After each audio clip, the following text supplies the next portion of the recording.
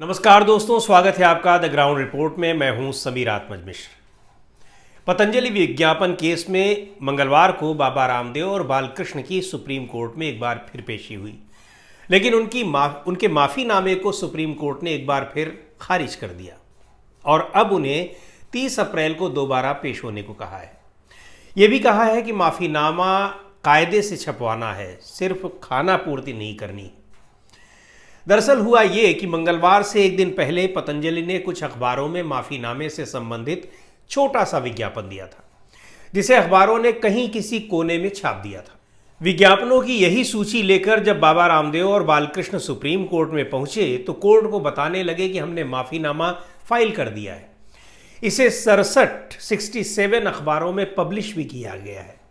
इस पर 10 लाख रुपए से ज़्यादा का खर्च भी आया है इत्यादि।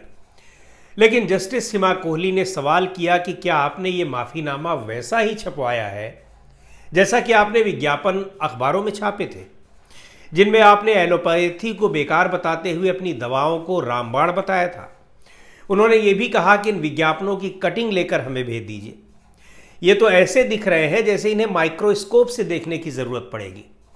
कोर्ट ने लताड़ लगाते हुए कहा कि माफ़ीनामा सिर्फ अखबार में छापने से काम नहीं चलेगा, बल्कि वो ऐसा छपा होना चाहिए कि पढ़ने में भी आए। कोर्ट ने रामदेव और बालकृष्ण को निर्देश दिया कि अगले 2 दिन में वे ऑन रिकॉर्ड माफ़ीनामा जारी करें, जिसमें लिखा हो कि उन्होंने गलती की है। पतंजलि आयुर्वेद ने सोमवार को यानी 22 अप्रैल को कुछ न्यूज़पेपर्स में माफ़ीनामा प्रकाशित किया था, जिसमें कहा गया था कि पतंजलि आयुर्वेद सुप्रीम कोर्ट का पूरा सम्मान करता है। सुप्रीम कोर्ट में हमारे वकीलों ने हलफनामा पेश किया, उसके बाद हमने विज्ञापन प्रकाशित किया और प्रेस कॉन्फ्रेंस की। हम इसके लिए माफ़ी मांगते हैं, भविष्य में कभी ऐसी गलती नहीं दोहराएंगे। ये भाषा थी जो माफ़ीनामा अखबारों में प्रकाशित कराया गया है और सोमवार को कई अखबारों में दिया गया। अब मामले की अगली सुनवाई होगी 30 अप्रैल को, लेकिन मंगलवार को इस मामले की हुई सुनवाई में सुप्रीम कोर्ट ने पतंजलि के खिलाफ याचिका दायर करने वाले इंडियन मेडिकल एसोसिएशन को भी जमकर फटकार लगाई। कोर्ट ने कहा कि एलोपैथी के डॉक्टर भी मरीजों को महंगी और अनावश्यक अननेसेसरी दवाएं लिखते हैं। सवाल आईएमए पर भी उठता है। सुप्रीम कोर्ट ने आईएमए से कहा कि आप भी अपना रुख साफ करें। एफएमसीजी कंपनियां छोटे बच्चों, स्कूल जाने वाले बच्चों और वरिष्ठ नागरिकों के स्वास्थ्य को प्रभावित करने वाले प्रोडक्ट्स के विज्ञापन प्रकाशित करके जनता को धोखा दे रही हैं। अदालत ने सभी राज्यों और केंद्र शासित प्रदेशों के लाइसेंसिंग अधिकारियों को मामले में पक्षकार बनाने को कहा है। यही नहीं, सुप्रीम कोर्ट ने केंद्र सरकार को निर्देश दिया है कि पिछले 3 साल में भ्रामक विज्ञापनों पर उनकी तरफ से क्या कार्रवाई की गई है, इस बारे में हलफनामा दाखिल किया जाए। सुप्रीम कोर्ट के इस निर्देश पर उन कंपनियों पर भी नकेल कसना पड़ेगा जो कि कोई भी हेल्थ प्रोडक्ट का तत्काल असर दिखाते हैं, जबकि वास्तव में ऐसा होता नहीं है। इसकी जद में अब बच्चों के स्वास्थ्य से संबंधित तमाम मिल्क और फूड प्रोडक्ट्स के अलावा सेहत सही करने वाले कई प्रोटीन और विटामिन प्रोडक्ट्स भी आएंगे। केंद्र सरकार को बताना होगा कि इनके दावों में कितना दम है और क्या केंद्र सरकार ने इसे जांचने की कोई कोशिश की, और नहीं की तो क्यों, और कोशिश की तो इनमें मिला क्या उनके ये दावे सही हैं।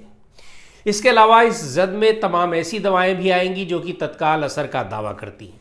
यानी अब आईएमए और तमाम एलोपैथिक दवाइयां बनाने वाली कंपनियों को भी जवाब देना पड़ेगा कि क्या वो उतनी असरकारी हैं जितना कि विज्ञापनों में दावा करती हैं।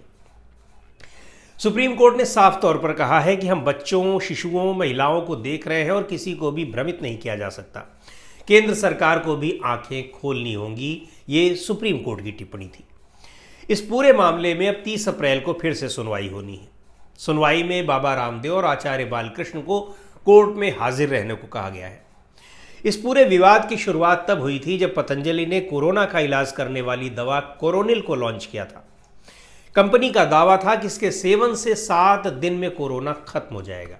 लोगों ने खूब कोरोनिल खरीदा। उस दौरान कंपनी को जमकर मुनाफा हुआ, यहां तक कि लोग इसे इम्यूनिटी बूस्टर मानकर खरीद रहे थे, क्योंकि कंपनी ने प्रचार ही कुछ इस तरह से किया था।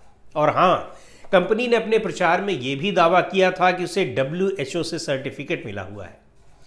कंपनी जब यह दावा कर रही थी उस समय बाबा रामदेव और बालकृष्ण के साथ उस समय के केंद्रीय स्वास्थ्य मंत्री डॉक्टर हर्षवर्धन भी मौजूद थे, जो कि खुद एक एलोपैथिक डॉक्टर है।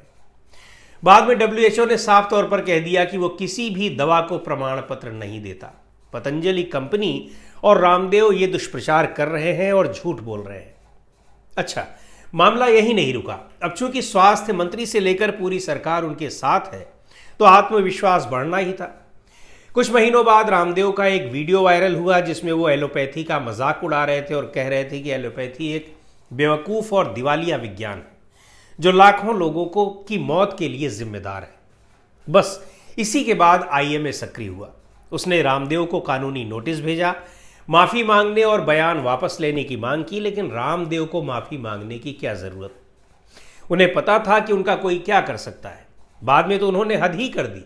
जुलाई 2022 में पतंजलि आयुर्वेद ने कुछ अखबारों में आधे पन्ने का विज्ञापन छपवाया था जिसका शीर्षक था एलोपैथी द्वारा फैलाई गई भ्रांतियां, फार्मा और मेडिकल उद्योग जो भ्रांतियां फैलाते हैं उससे खुद को और देश को बचाएं। इस विज्ञापन में दावा किया गया था कि मधुमेह, थायराइड, अस्थमा, लीवर सिरोसिस और गठिया जैसी कई बीमारियों का इलाज आयुर्वेद के पास है, पतंजलि के पास है, रामदेव के पास है। फिर क्या था? IMA ने सुप्रीम कोर्ट में एक याचिका लगाई कि पतंजलि ने कोविड वैक्सीनेशन, इसके इलाज के संदर्भ में एलोपैथी के खिलाफ दुष्प्रचार किया है। भ्रामक विज्ञापन देकर आयुर्वेदिक दवाओं से कुछ बीमारियों के इलाज का झूठा दावा किया है। पिछले साल 21 नवंबर को सुप्रीम कोर्ट ने कहा कि पतंजलि को इस तरह के भ्रामक दावों वाले विज्ञापन तुरंत बंद करने होंगे। नहीं बंद किए गए तो हर झूठे दावे पर 1 करोड़ रुपए का जुर्माना लगाया जाएगा। पहले तो सुप्रीम कोर्ट को भी बाबा रामदेव धता बताते रहे, लेकिन जब कोर्ट ने सीधे तौर पर रामदेव और बालकृष्ण को उपस्थित होने का निर्देश दिया, शिकंजा कसा, तो पेश हुए। अब माफ़ी मांगते घूम रहे हैं, लेकिन सुप्रीम कोर्ट संतुष्ट नहीं है।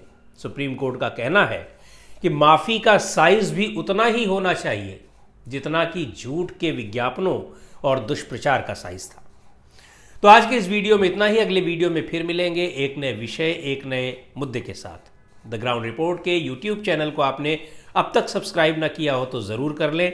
हमारे वीडियोस को लाइक करें, शेयर करें और अपने सुझाव भी हमें ज़रूर भेजें।